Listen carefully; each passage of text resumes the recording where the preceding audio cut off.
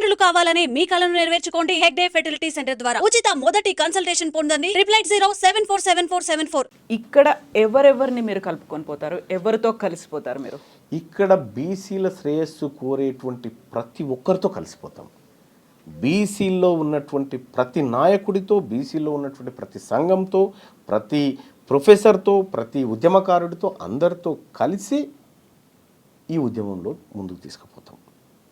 ఎవరెవరి దగ్గర నుంచి రెస్పాన్స్ ఎలా వచ్చింది? కుల సంఘాల నుంచి విపరీతమైన రెస్పాన్స్. ఎక్కడికి పోయినా ఈసారి నవర్ నెవర్ అనేటువంటి విధంగా ఇవాళ బీసీ ప్రజల్లో వచ్చినటువంటి చైతన్యం అంతా ఇంత కాదు, చాలా విపరీతమైన చైతన్యం వచ్చింది.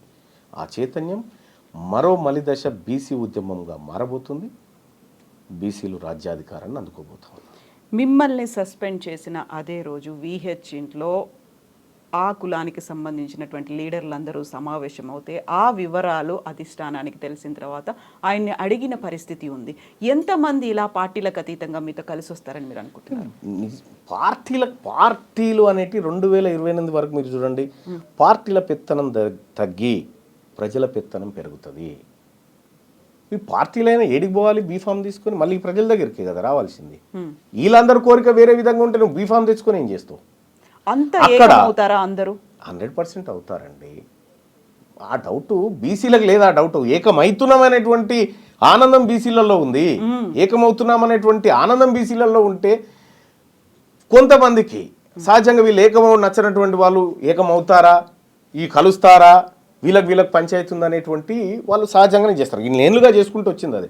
ఇవాళ బీసీలమంతా ఏకమైనం కాబట్టే ఎమ్మెల్సీ ఎన్నికల్లో 25% మంది బీసీలను మా ఉద్యమం వైపు తిప్పి 5,200 ఓట్లు 24,000 సంపాదించగలిగినాం.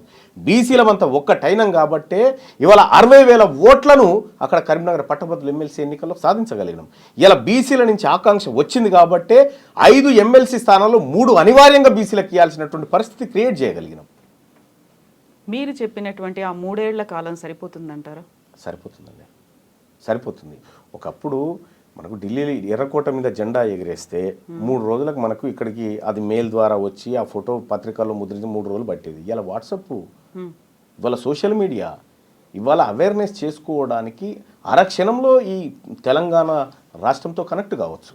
అటువంటి టెక్నాలజీ ఉన్నటువంటి ఈ రోజుల్లో ఖచ్చితంగా 3 ఏళ్ళు కూడా ఎక్కువే. ఇప్పుడు ఇంతమంది సీనియర్ లీడర్లు ఉన్నారు, బీసీలకు సంబంధించి కుల సంఘాల నేతలు ఉన్నారు, ఇంతమంది. తీన్మార్ మల్లన్న ఒక యువకుడు, వాళ్ళందరికంటే చిన్నవాడు, రాజకీయాల్లోకి కొత్తగా వచ్చిన వాడు అనుకోవచ్చు. సో సపోర్ట్ చేస్తారా, కలిసి వస్తారా మీతో? ఇప్పుడు బిర్సా ముండా అని ఒక ఆదివాసీ యుద్ధ వీరుడు ఉన్నాడు. 21 ఏళ్ళకే అతన్ని చంపేశారు. కానీ వాళ్ళ బిర్సా ముండా చనిపోయి కొన్ని దశాబ్దాలు అవుతా ఉంది.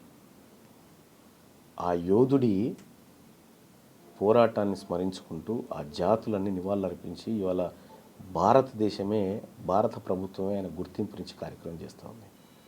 ఏజ్ ఏంది నాకు అర్థం కాదు. నువ్వు మంచి చేయడానికి ఏజ్ కాదు కావాల్సింది, మంచి చేయడానికి సంకల్పం కావాలి, మంచి చేయడానికి నీకు ఆలోచన కావాలా. ఏజ్తో సంబంధం లేదండి. వాళ్ళ దీవెనలన్నీ ఉన్నాయా మీకు? 100%. వాళ్ళంతా మా పెద్దవాళ్ళు. మా జాతుల కోసం వివిధ స్థాయిలో పోరాటం చేసినటువంటి బీసీ నాయకత్వం అంతా ఉంది. వాళ్ళందరి ఆశీస్సులు ఉన్నాయి. వాళ్ళందరి ప్రేమ అభిమానాల వల్లనే వాళ్ళ ఆలోచన మేరకే ముందుకు పోతా ఉన్నాం మేమంతా. కాకపోతే ఇప్పటిదాకా ఈ బీసీ కుల సంఘ నేతలు కావచ్చు, నాయకులు కావచ్చు, అక్కడక్కడ కనిపిస్తున్నారు. డిఫరెంట్ పార్టీలో ఉన్నారు, లేకుంటే విడిగా ఉన్నారు, పోరాటాలు చేస్తున్నారు. ఐక్యంగా పోరాటం అంటే ఇప్పుడు బీసీ శంకరావమో ఎక్కడో మన పరేడ్ గ్రౌండ్స్లోనో, నాంపల్లి ఎగ్జిబిషన్ గ్రౌండ్స్లోనో ఎక్కడో మాత్రం జరిగేది తప్ప ఒక ఏకంగా అయ్యి ఉద్యమంగా ఒక పోరాట రూపంగా ముందుకెళ్ళింది ఇప్పటిదాకా కనిపించలేదు కదా అంత తీవ్ర స్థాయిలో. ఇప్పుడు కనిపిస్తుంది కదా. ఇప్పుడు గ్రామీణ స్థాయిలో ఒక నలుగురు కూర్చొని ఒక చర్చ పెట్టుకుంటున్నారంటే బీసీల గురించి మాట్లాడుకుంటా ఉన్నారు. ఏమీ లేదండి. ఉద్యమం అంటే ఎక్కువ మంది ప్రజలు ఒక అంశం పైన ఎక్కువ చోట్ల మాట్లాడుకోవడమే ఉద్యమం. ఈ ఉద్యమానికి నేను ఇస్తున్నటువంటి నిర్వచనం ఇది. ఒకే అంశం పైన ఎక్కువ మంది ప్రజలు ఎక్కువ చోట్ల మాట్లాడుకోవడమే ఉద్యమము. అది జరుగుతుంది ఇవాళ, అది జరుగుతుంది. అది గుర్తించినాయి కాబట్టే ఇలా బీఆర్ఎస్ పార్టీ బీసీ ఆయనకి ఎమ్మెల్సీ ఇవ్వాల్సి వచ్చింది, కాంగ్రెస్ పార్టీ బీసీ ఆయనకి ఎమ్మెల్సీ బీసీ మహిళకి ఇవ్వాల్సి వచ్చింది, అటు సిపిఐ పార్టీ బీసీ ఆమెకు ఇవ్వాల్సిన బీసీ క్యాండిడేట్కి ఇవ్వాల్సి వచ్చింది, ఇటు బీజేపీ పార్టీ మల్క కుమరే బీసీకి బీఫామ్ ఇవ్వాల్సి వచ్చింది. ఇదంతా జరుగుతుంది కాబట్టే ఇస్తా ఉన్నారు. ఇది జరగకపోతే వాళ్ళు ఎందుకు ఇస్తా ఉండే? సో ఇప్పుడు ఈ ఉద్యమాన్ని తీసుకొచ్చి ఒక అడుగు ముందుకు పడింది అనుకున్నప్పుడు కాంగ్రెస్ పార్టీ ఇచ్చినటువంటి లేటెస్ట్గా ఎమ్మెల్సీ అభ్యర్థుల ప్రకటన ఎట్లా అనిపిస్తుంది? స్వాగతిస్తున్నాం. పొరపాట్లు సరిదిద్దుకుంటున్నారు, స్వాగతిస్తున్నాం.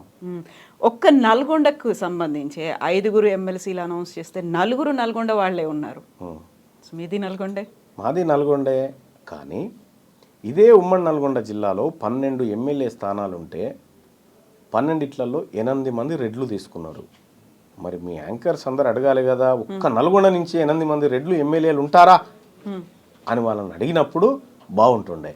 ఇవాళ ఈ నల్గొండ జిల్లా బిడ్డలకు, పోరాటం చేసినటువంటి బిడ్డలకు కొంత అవకాశాలు దొరుకుతున్నప్పుడు కొద్దిగా స్వాగతించాలి అందరూ కూడా. సో గతంలో ఇలాంటి పోరాటాలు నల్గొండకి సంబంధించి అద్దంకి దయాకర్ కూడా చేసిండ్రు. ఆ తర్వాత చాలా కాలం ఆయన ఎదురు చూసిండు. ప్రతిసారి నిరాశే, ఆయన ఒక్కోసారి ఏడ్చినటువంటి సంఘటనలు కూడా ఉన్నాయి. ఇప్పుడు అల్టిమేట్గా ఆయనకు అభ్యర్థిగా అనౌన్స్ చేసింది. హ్యాపీ ఫీల్ అవుతున్నారా? సాటిస్ఫైడ్? సంతోషం. తోటి ఉద్యమకారుడు, పేదవాళ్ళ మంచి కోరుకునేటువంటి బిడ్డ అద్దంకి దయాకర్, ఆయనకి ఇవ్వడం మంచిది. ఇంకో డిమాండ్ కూడా ఐటమ్స్ చేస్తూ ఉన్నా, మా బిడ్డ, మా వర్గాల బిడ్డ విజయశాంతికి ఎమ్మెల్సీయే కాదు మంత్రివర్గంలో తీసుకొని హోమ్ మినిస్టర్ ఇస్తే కూడా మాకు మంచిది. అయితే ఆమె ఇంతకాలం ఎక్కడుంది? అసలు కనిపించలేదు. ఆమెకి సడన్ గా పాపప్ అయ్యారు, పేరు వచ్చింది, ఆయన క్యాండిడేట్ గా అనౌన్స్ చేశారు అనేటువంటి వాదన కాంగ్రెస్ లోనే వినిపిస్తుంది. ఒక విషయం చెప్తా ఉన్నా, విజయశాంతి గారు కనిపించకుండా పోయారు. ఆమె పోరాటం చేసినప్పుడు ఎక్కడున్నారండి? ఆమె తల్లి తెలంగాణ పార్టీ పెట్టి తెలంగాణ కోసం ఉద్యమాన్ని నిర్మించాలనుకుంది. ఆ తర్వాత తన పార్టీ పోయినా పర్వాలేదు, రాష్ట్రం వస్తే చాలని చెప్పి ఆ పార్టీని తీసుకుపోయి టీఆర్ఎస్ పార్టీలో విలీనం చేసి ఎంపీగా గెలిచి పార్లమెంట్లో మహిళా సింహం లెక్క నిలబడి బిల్లు పాస్ చేయించినటువంటి బిడ్డ విజయశాంతి. అవన్నీ గుర్తుకు రావా? ఆమె ఏం చేసిందంటే ముఖ్యమంత్రి కావడానికి అర్హత ఉన్నటువంటి బిడ్డ ఆమె. తెలంగాణ రాష్ట్రానికి ముఖ్యమంత్రి కావడానికి అర్హతలున్న బిడ్డ విజయశాంతి. అయితే ఇంతకాలం ఎందుకు కనిపించలేదు? అంటీ ముట్టనట్టుగా ఉన్నారు, పార్టీ వ్యవహారాలు, లేకపోతే అస్త్ర సన్యాసం చేశారేమో అనేటువంటి ఒక డౌట్ కూడా వచ్చింది. నెవర్. ఆమె త్యాగం చేసింది. మెదక్ ఎంపీ సీటును అడిగింది. అధిష్టానం ఆమెను ఒప్పించి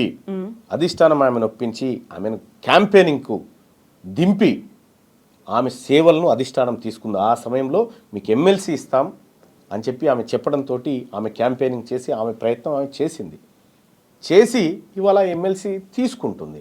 ఎమ్మెల్సీ మాత్రమే కాదు, మేము మా జాతుల బిడ్డ కాబట్టి చెప్తా ఉన్నాం, ముఖ్యమంత్రి పదవికి అర్హురాలు.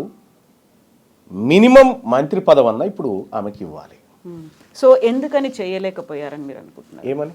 ముఖ్యమంత్రి పదవికి అర్హురాలు, కనీసం మంత్రి అయినా చేయండి అంటే ఎందుకు జరగలేదు? ఎవరు చేస్తారని అనుకుంటాం. ఇప్పుడే ఇంకా ఎమ్మెల్సీ కూడా 1.5 year గ్యాప్ వచ్చింది. తన ఎంపీ అడిగినప్పుడు ఎంపీ ఇవ్వలేదు, ఆ తర్వాత కొంచెం దూరం అయ్యారు. దూరం ఏం కాలేదు. ఆమె ఇప్పుడు రాహుల్ గాంధీ కుటుంబానికి లాయల్గానే ఉంది.